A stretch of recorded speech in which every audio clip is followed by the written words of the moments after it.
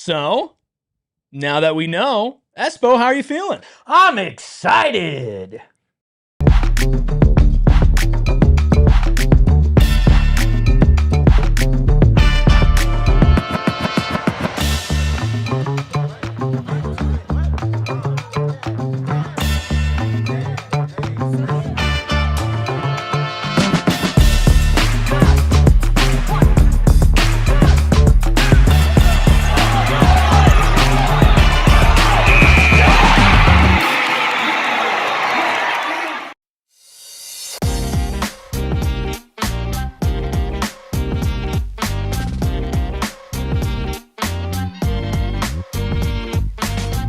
Psychos and sickos unite for a Green Day edition of the PHNX Suns pregame show, of course brought to you by our friends over at Gila River Resorts and Casinos. You do you at Gila River Resorts and Casinos. Visit playatgila.com for more details. I'm Eric, that's Gil. We got Espo, Steven, and the freckled mama behind the Mac making all the magic happen as it is a packed house tonight, because Jalen Green makes his second debut with the Suns, finally returning from injury. Hit that like button, hit that subscribe button, which, by the way, we are less than 1,000 subscribers away from 50,000. How amazing would it be if we can get a big chunk of that done tonight as Jalen Green returns? We'll talk about him, preview, of course, the Sixers, who provide a unique threat. But first, let's get into the injury report, because this is the happiest that we have to be about an injury report. Of course, presented by our friends over at the Husband and Wife Law Team. If you've had a serious injury, call the Husband and Wife Law Team first at 602-783-8841 or visit their website at husbandandwifelawteam.com. We'll get to the Sixers side of things here in a second, but if you notice,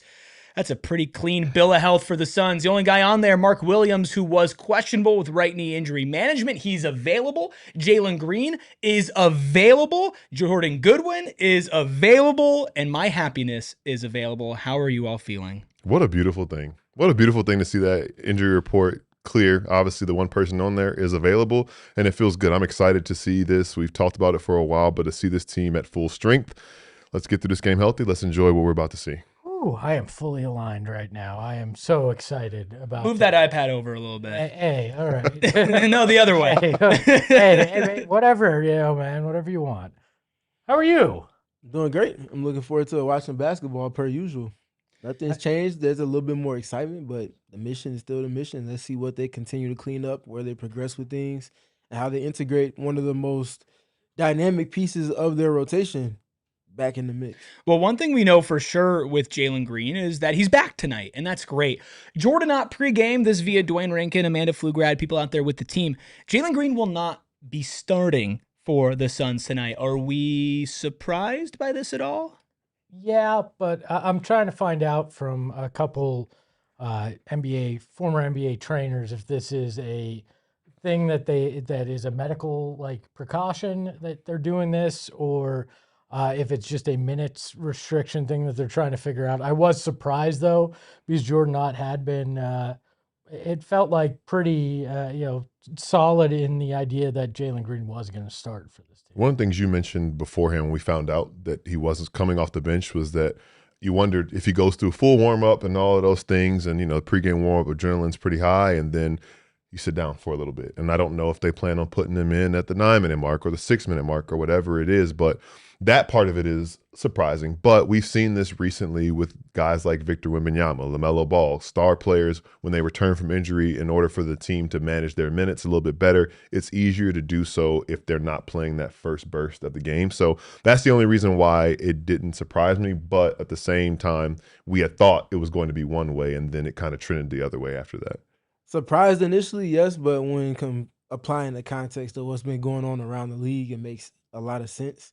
Also, the starting lineup has been playing very well. You don't want to mess with that if you don't need to quite yet, and having to fit in someone's minutes that aren't going to be playing in their full capacity, while also trying to mix and match lineups within your rotation, it's a lot of work. So being able to just plug and play him off the bench as you see fitting, but also have him play with lineups that he's going to be spending a lot of time with once they are back into the main rotation of things with him starting, makes a lot of sense. So I think it's kind of checking off a couple of boxes all in one sweeping blow. Coach Ott pregame about him coming off of the bench. This, of course, via Dwayne Rankin says, quote, "It's just the time off. He's played 5 quarters. There's a range of minutes that we're going to shoot for, and it's the conditioning piece. Once that builds up, he'll be ready to go." And he will be sticking with that starting lineup that we have seen from the Suns. Of course, that's Coach Ott. We see Collin, Booker, Brooks, Royce, and Mark Williams, who is playing on the second night of a back-to-back, which is, of course, good news as he continues to ramp up. Almost played 30 minutes last night as well, so it'll be interesting to monitor for him. As for the Philly side of things, we'll continue to talk about Jalen here in a second, but want to wrap up the injury side of things. No Joel Embiid, who is out on the second night of a back-to-back, who's been playing a lot better as of late. And no Paul George. He was a game-time decision with his left knee. He is out, so it will be an Embiid-less, George-less Sixers tonight for the Suns. Good for Mark Williams. I should give him more of an opportunity. I mean, you got Drummond. That's a big dude. That's a big fella. It's still a guy that isn't Joel Embiid. That's so also fair. I'll take the win there. That it's a little bit of an easier play than you were going to have with Joel Embiid for sure. Easier on the perimeter side, but Mark Williams is going to be felt on by someone the entire game. That's a big dude. Takes up the entire lane when he stretches his arms out.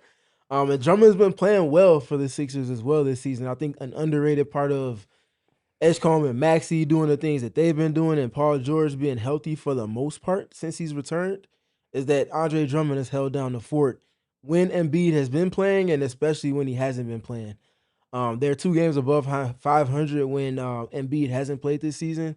And that's no pun intended, but also figuratively, largely because of what Andre Drummond is able to do in the paint for them. Doesn't it help Oso, though? Because now Drummond's not the second string, so you're not going head-to-head right with him. It does. It does for sure. But I think they still got to deal with that. Oh, man. yeah. You don't want to get in foul trouble. You don't want to have to, kind of deal with some of the things that come with it if you're not prepared for it. Very true. Well, look, we could talk about Andre Drummond all day long. Only 65 threes away from 100 made threes on his career. I could not believe that when I opened the 76ers game notes and I scrolled down and I saw that. It was like milestones to watch. What is he, 11 years in the league? And they're like, hey, only 65 more than that. He is shooting that thing, though, this year. He is shooting that thing. But, look, the reality is there's one guy that you need to talk about when it comes to the Sixers, at least at the top of the food chain. He's an all-star starter, and he's going to be the focus of our Credit Check, a brand new segment here on PHNX Suns pregame. Of course, Credit Check brought to you by our friends at Mountain America Credit Union, the official credit union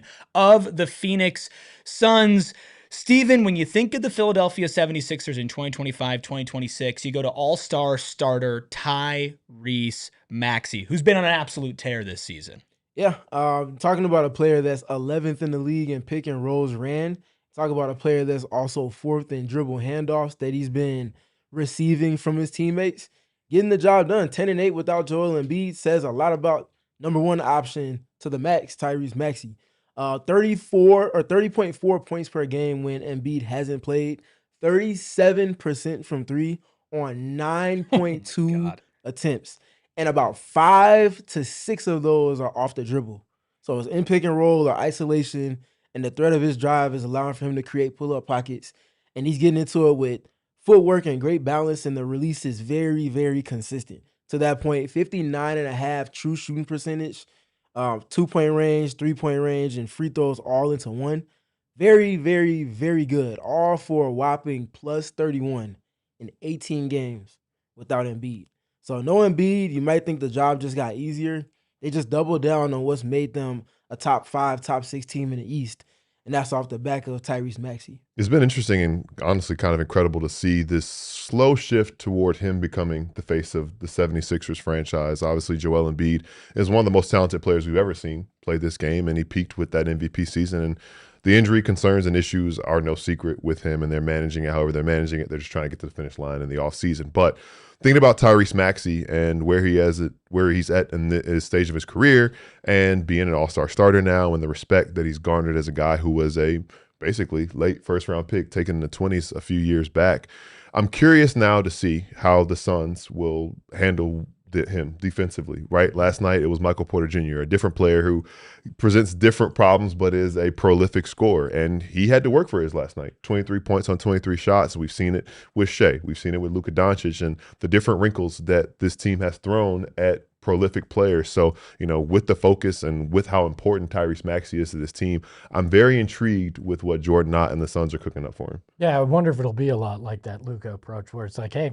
yeah, go get yours. We're gonna cut all the other passing lanes off, but and you can do what you want to try, but we're not gonna give you anything else easy. But we know that they'll have something particularly unique cooked up for Tyrese. And that's what that's the fun part for me with Maxey, because when I've been able to watch the Sixers, I'm like, okay, Maxey is the problem, not just a problem anymore. He is the featured piece. Everybody else is complimenting to what he's doing. What are teams selling on against him in terms of coverage? And the answer is, your guess is as good as mine, is essentially what they're saying. You can't switch against him because if you switch and he's blowing by guys, what does that do to your defense? You can't play drop because his pull-up three is there with either hand going either direction. And if you give him anything in between there with pressure, he's beating guys around the corner. You want to double team him, you can't beat him to the edge. And just like Lamar Jackson, he turns the corner. Adios, amigos. And then he's just undoing the defense from there. So he's a puzzle to solve right now. And it's not like a flashball moment where teams are going to catch up and then you're going to be able to neutralize them. It's been like this since last season. And this is the second season after they got a whole season of what he's done, what his strengths are.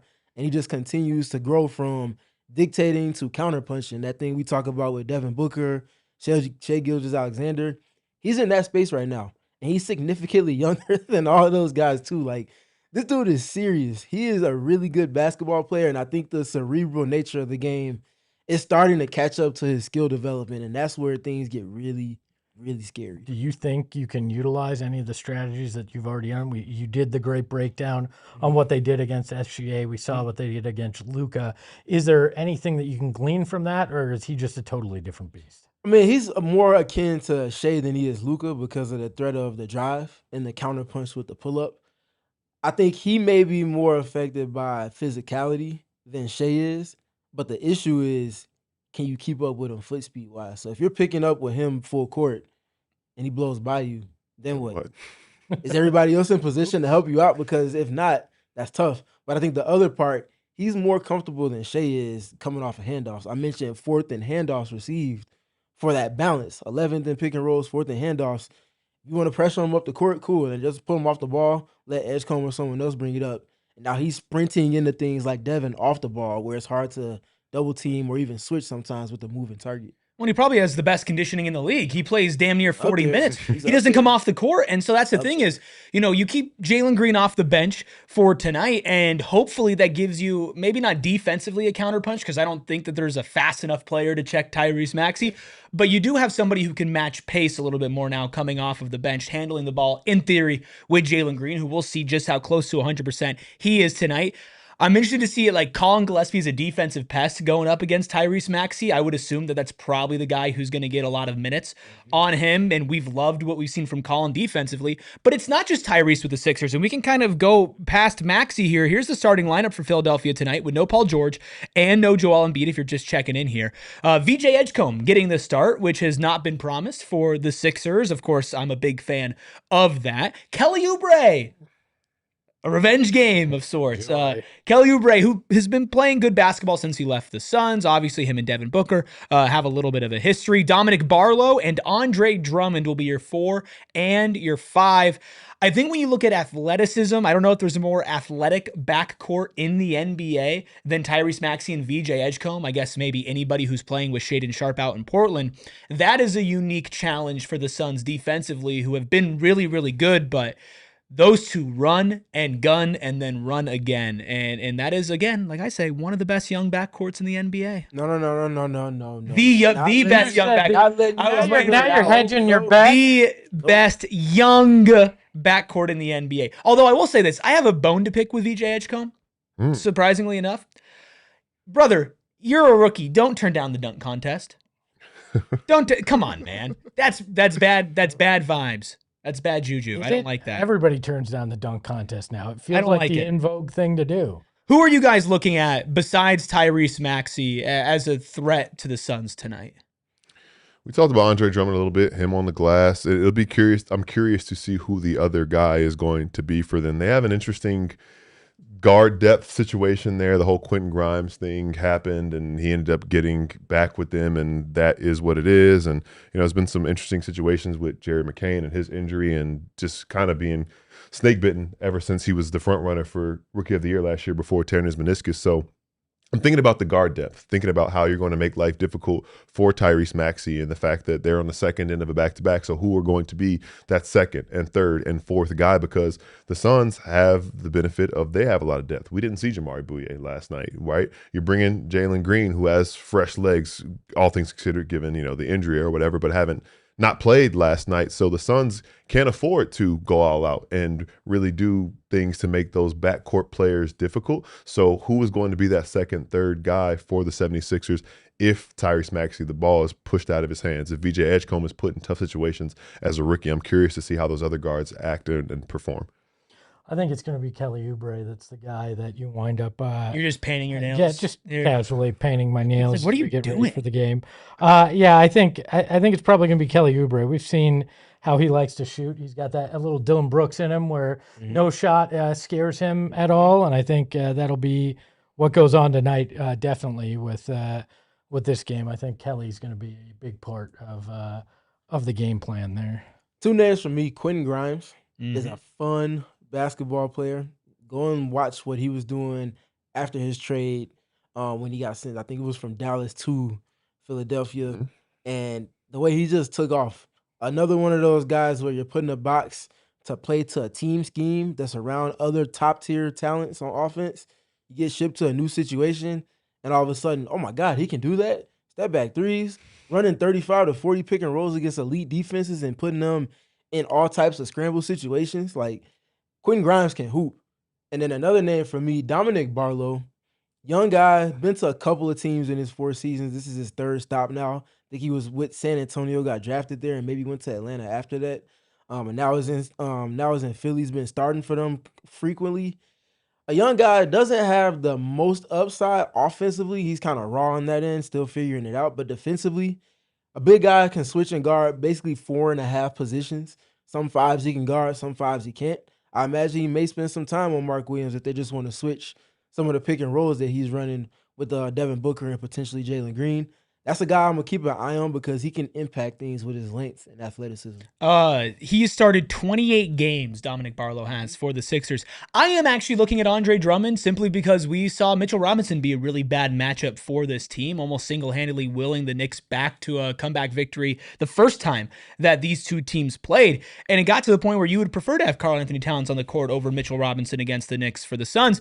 I think Andre Drummond is somebody that, okay, yeah, he's been hitting threes. That's fun. It's a good evolution for his game, but is the type of center that has given the Suns problems. You, of course, would prefer him over Joel Embiid, but there still is a thing where if you're giving Tyrese Maxey, if you're giving VJ Edgecombe, Quentin Grimes, even Kelly Oubre Jr. secondary chances to score, then you are putting yourself in a tough position. And then who's coming in after him? It's a Dembona, right? Who is not going to be the flashiest guy. He can play, man. But he is a hard-nosed player. When you say he can play, Steven, what is it that stands out about his game? Because he's not somebody that I think is going to be at the top of scouting reports or most Suns fans will be super familiar with. He just fills the gaps for you, and he just finds ways to have impact. Offensive rebounds one night, deflections another night, rim protection another night. Some nights has all of those things in one sweep. He just finds ways to have impact. And again, if you're talking about him playing next to and around guys like Joel Embiid and obviously Andre Drummond, that's what you want from a big. That's what the Suns are trying to find outside of Mark Williams and also Iguodala, obviously to fit to what their guys do. But Dembona is a guy that just gets the job done for them, and he's almost become reliable as one of those time-on-task, blue-collar type of guys for the Philadelphia 76ers. And that's what we just talked about, right? Also not having to deal with Drummond in the second unit, and also Drummond didn't play last night, so they managed to back him back to keep back-to-back to keep him fresh for tonight. But like you mentioned, Bona last night, 2 offensive boards, 2 blocks, and a steal in 15 minutes of action. So those are the type of things that a lot of those things can sway the momentum. They can keep the second unit going, and that's what Oso is probably going to have to be tasked with at times, limiting as far as keeping him off the offensive glass and taking care of the ball as well. And then his presence as a rim protector. We've seen guys in the second unit shy away from contact or shy away from guys around the rim. All right, how are you going to finish? Rim protection, rim pressure is so important for this offense, and we're expecting to see a lot more of it tonight. So especially with Jalen Green going against second units, how is he going to react to having a guy like that impactful inside around the rim? Jalen Green back, PHNX Suns pregame show still rolling here. A reminder, didn't bring this up at the beginning. We'll be doing a watch along on this very channel, so make sure you tune into that right after this. And then right after that, we'll be back for a post-game show. You can follow along with everything at PHNX_Suns. Obviously, Jalen Green returning makes this game exciting, but is it a must-win? Let's take a look at the must-win meter here. It's a high one, 9.1. The Freckled Mamba and I, rarely on the same page, but we are tonight. 10 and 10. Gil, you're a 9. Espone, 8.5. Steven, all the way down there at an 8. I'll speak for the Freckled Mamba and say this is the most important game of our lives. No, not really, but it is. It is because it's the next game. But you know what? You're right, Gil. Every game is a must win. The thing with Jalen Green for me and this moment and this buildup that we've seen is not just a must win, but it's a Jalen Green must play well. I'm not expecting him to come out here and be a world beater, but this anticipation, this buildup. Not that I won't give him grace if it doesn't happen, but as a fan, I have been waiting and waiting and waiting and waiting and waiting and waiting and waiting and waiting for this guy to take the court. I think this is going to be a fun matchup for him. And you win this game, you're 10 games over 500, which is also a mark that I've been really looking forward to this team getting to. Yeah, I think it's an 8.5 because you don't have to have it, but you want to have it so you can have a winning record on this road trip. And you want to go in there, especially because they're without Embiid, without Paul George, and be able to go in there and get a win since they're not at full strength and you finally are. Now, I'm not going to say that Jalen has to play well tonight. Do I want it? Of course I want it, but I also am realistic that 9 weeks off after a hamstring and what we saw happen when he came back last time, I could understand if maybe he's a little hesitant as well tonight and he's not going full bore in that first stint, and maybe it's a slow buildup. I mean, Tim Legler talked about it with you guys that sometimes you got to build up that trust for yourself too. Yeah, I went 9, thinking about just it'd be good to build on last night. You basically took care of business. I know the Nets made you sweat a little bit, but you should be pretty fresh coming into this one. It's a big one for this road trip. Have an opportunity to finish no worse than 500 on the trip with this, and you have a long layoff in between now and Friday's game. So I could expect some of these guys maybe to take on a heavier workload, knowing the break that you have between now and Friday. But before, I know, Steven, you're going to explain yourself too, but you guys both said explaining or expecting him to play well or not. What does playing well look like for Jalen Green tonight? He set the bar really high with his first game back. So what does playing well look like? The bar's on the floor for me. It's don't get hurt. And that's fair. I mean, that's the most important thing tonight. For me, it's how do you look, less of what are the results, right? Do you look quick? Do you look fast? Because that first game, Steven, was one of the best moments of the season, right? He looked explosive. He was making good reads. I just want to see him look like Jalen Green in the minutes that he plays, even if the shot's not falling, right? Even if he turns the ball over a couple of times. I just want to see him look fully healthy, stay healthy, and I'll be satisfied. Yeah, I mean, it's being aggressive, being Jalen Green. A guy that blends shot making off the pull-up with being able to get downhill and not hesitating much. Whether he's rusty and he maybe dribbles off his leg once or twice or throws an errant pass, or if the shot is just off, is short for whatever reason. Are you playing your game? That's my thing. Because we know when he plays his game, what he can potentially be, what he has been track record-wise, and what he could potentially be because of that track record with the Suns. I just want him to play his game. Be able to feel liberated. I don't know how many of our listeners have been hurt before and they've tried to return to the game. The most liberating thing is you get the green light from the medical staff, but also even more so than that, when you're able to say, okay, I feel like myself. And I feel like that's not going to come right away. But if you're doing things that align with what makes you yourself to begin with, that'll be kind of the telltale for me. And I think that's why I was convinced in the first game. The 29 points, cool, whatever. It was he played the game on Jalen Green's terms. pull up threes and pick and roll, get to the basket, couple middies, couple pocket passes. He played his game, and I think that's what I'm looking forward to most for him. Do you think he'll actually?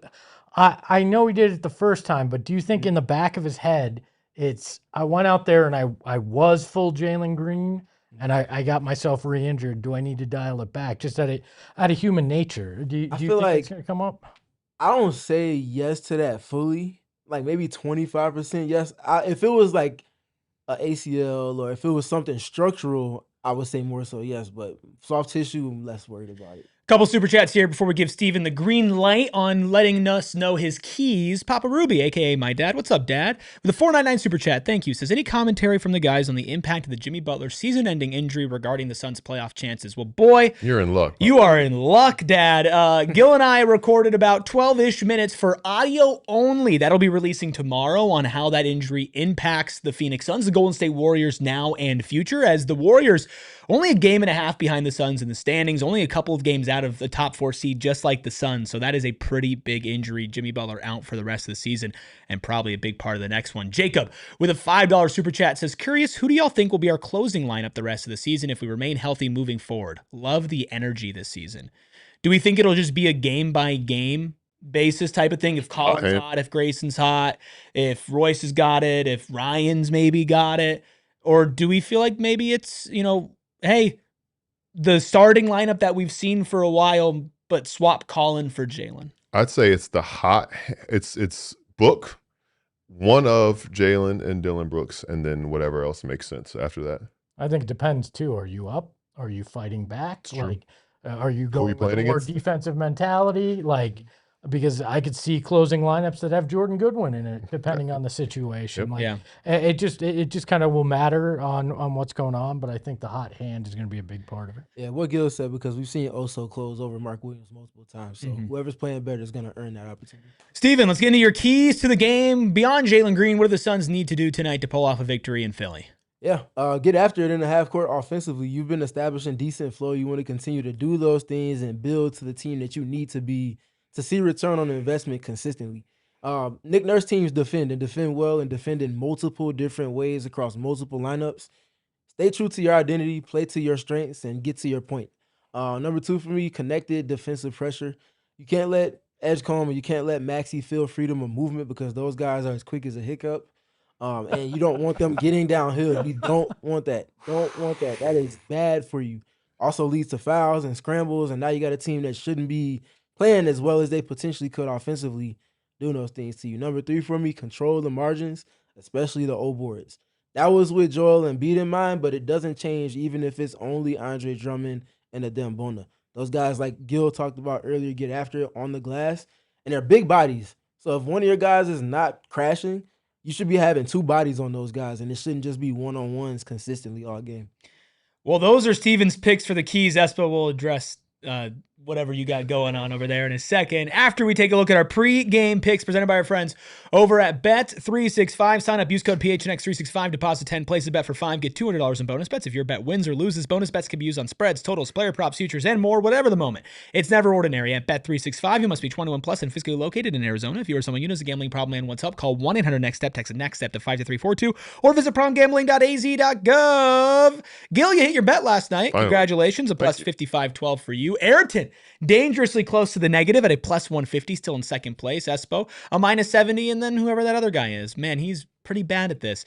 All right, let's go with my bets for tonight, which is weird because I'm not even on that graphic. I'm taking Mark Williams, first basket, plus 750. I think they're going to try to give the big man some early buckets, tire Andre Drummond out. Espo, where are you going? I am going with Jalen Green plus 15 points, Devin Booker plus 3 pointers made, and Mark Williams plus 10 points at a plus 2,000 with a 50% profit boost. Ooh, Gil? Jalen Green, over 0.5 first quarter points. Just get a bucket. I like that. I like that a lot. Andre Drummond, 7 plus rebounds. Dillon Brooks, 15 plus points, plus 260 at a 50% profit boost.